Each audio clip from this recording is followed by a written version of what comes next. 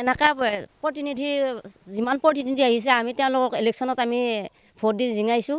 তেওঁলোকে কোনোদিন আমাক এটা ঘৰৰ আজিৰ কাৰণে দিয়া নাই।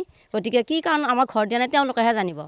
সেয়েহে আগন্তুক এতিয়া পঞ্চায়ত নিৰ্বাচন আহি আছে। আমাৰ এতিয়া মন্ত্ৰী মানে আমাৰ একো গাঁৱহিয়ে দিয়া নাই আৰু ইলেকশ্যন কি কৰিম কি নকৰিম, ভোট দিম নে নিদিম আমি একোৱে ভাবি পোৱা নাই। ইয়াতে নাই বুলি আৰু 20-25 ঘৰমান গিৰি আমি এনেকৈ কেঁচা ঘৰতে এতিয়ালৈকে চৰকাৰৰ কোনো এটা সুবিধা সাহাৰ্য পোৱা নাই, চৰকাৰী ঘৰ এটা পোৱা নাই, একো বস্তু নেদে আমাক।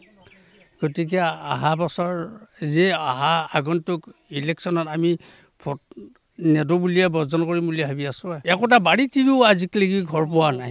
মানে আমি পকী ঘৰ এটাও পোৱা নাই, সেইটো কাৰণে আমি ভোট নিদিওঁ বুলি ভাবিছোঁ। আমি মানুহকেইটা একোটা হৈছোঁ, একোটা হৈ কাৰণে আমি তাৰমানে ভোট নিদিওঁ এইবাৰ।